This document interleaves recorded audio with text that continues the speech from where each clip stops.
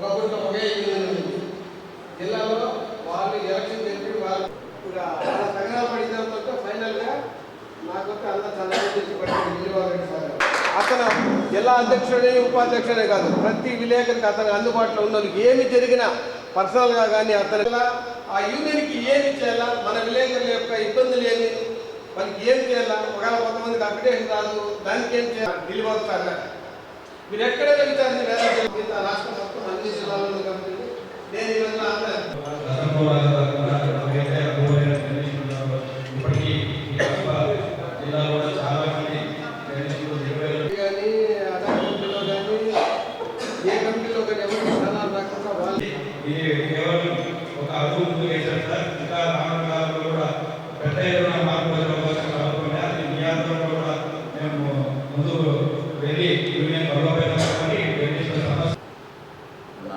ఇటీవల విలేకరులకు ఎదురైన విధంగా చేయాలని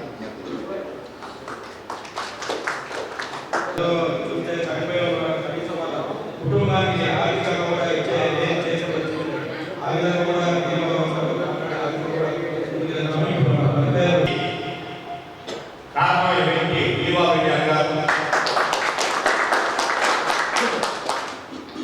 ప్రభుత్వం గుర్తించినటువంటి 4 యూనియన్లు కూడా ఆంధ్రప్రదేశ్ జిల్లాల వ్యాప్తంగా కార్యకలాపాలను రూపుదిద్దుకోవడం, జిల్లాలో ఉన్నటువంటి జర్నలిస్టుల యొక్క ప్రధాన సమస్యలను క్రోడీకరించుకొని ఆ సమస్యల పరిష్కారానికి ఇటు రాజకీయ నాయకుల దగ్గరగా పరిష్కరించమని ఎన్నిసార్లు ప్రభుత్వాలు కోరుకున్నా కూడా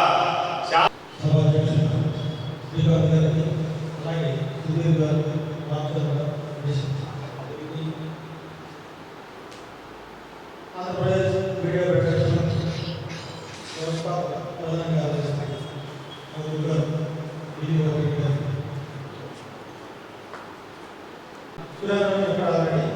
అలాగే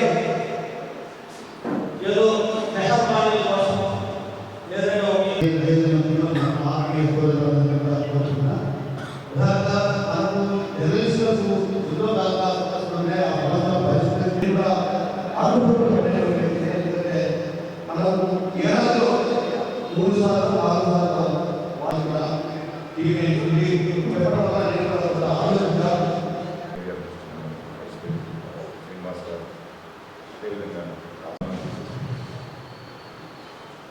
ఎక్కడో కాకినాడలో ఉన్న వాళ్ళు 1000 మంది, విశాఖపట్నంలో ఉన్న వాళ్ళు 1000 మంది ఉన్నారు.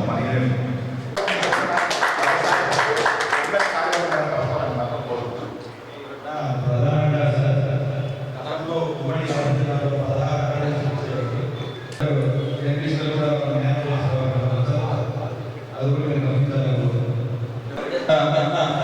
మీరేదో మాట్లాడాలి అదే సమస్య. ఓకే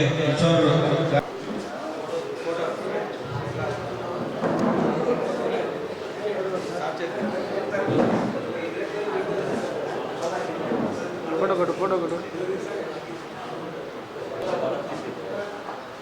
రావణ పట్టుకోట చూడండి సార్,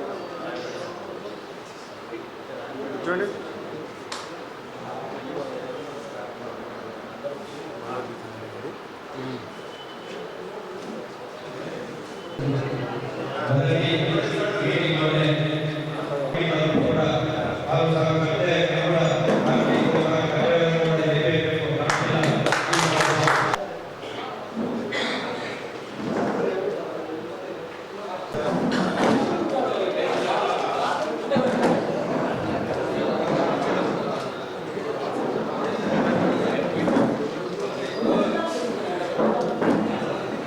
చూడండి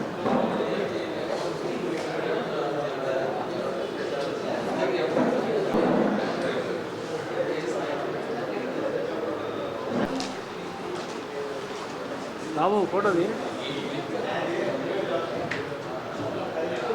నా 10 నిమిషాలు బయటికి పోతా, నా 10 నిమిషాలు అయిపోయింది లాస్ట్ అజకన్నా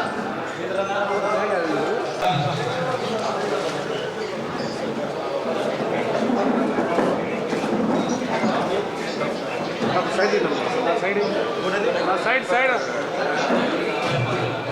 శ్రీకాంత్ చెప్పు ఫోటో లేవు అడ్డం రావద్దు నా శ్రీకాంత్ అన్న వచ్చిన అడ్డం రావద్దండి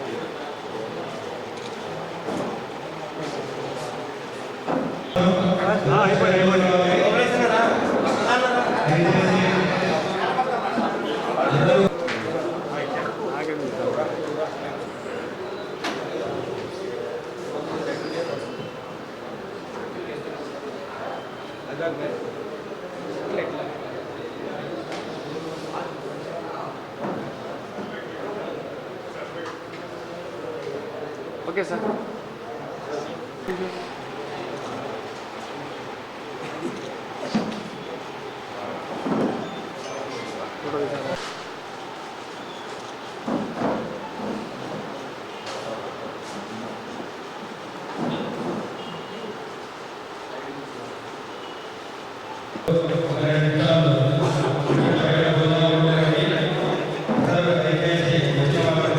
వెనక్కి పోయినా సార్ అందరూ వస్తారు ఫోటో తీసుకో లాంగ్ షాట్ అందరూ వస్తారు లాంగ్ షాట్ ఇస్తా ఒక నిమిషం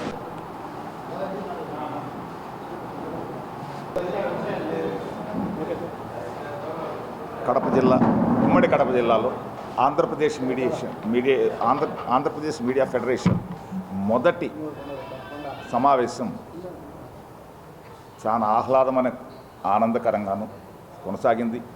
ఇందులో స్థానికంగా ఉన్న శ్రీకాంత్, అదేవిధంగా ఉన్న Sudheer,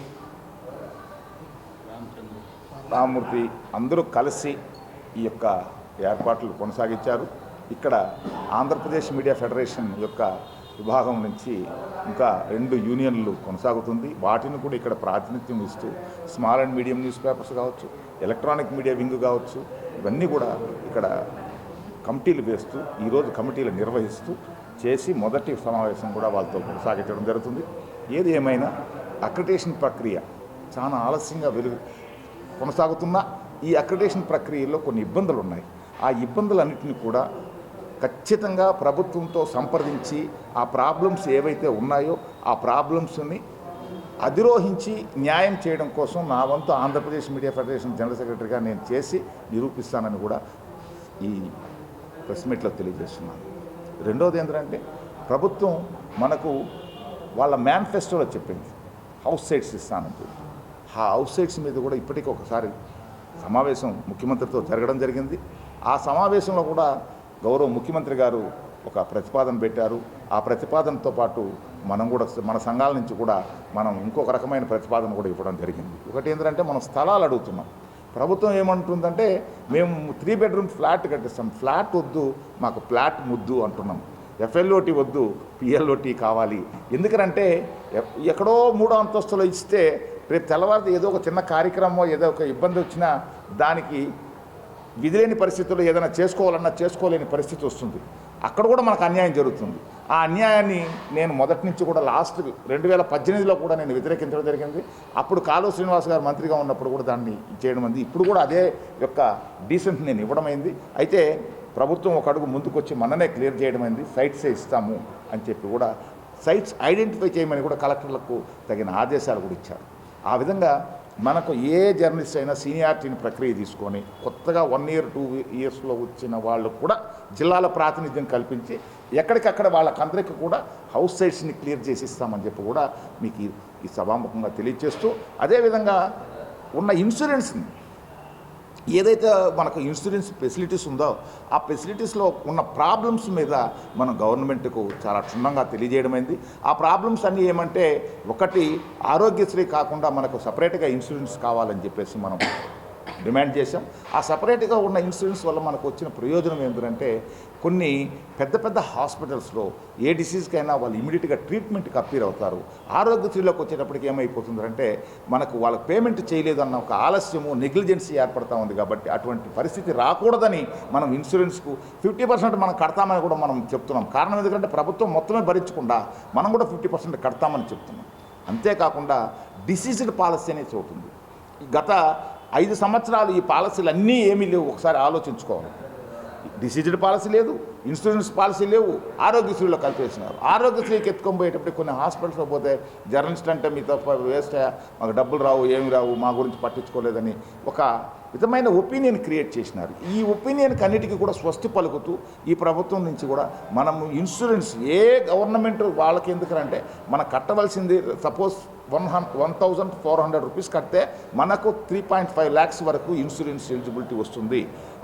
remaining 50% payment government pay చేస్తుంది. అదేవిధంగా డిసీజ్డ్ పాలసీ గత ప్రభుత్వంలో 200 రూపాయలు మనం కడితే 10 లక్షల రూపాయలకి ఇన్సూరెన్స్ ఇచ్చేవాళ్ళు.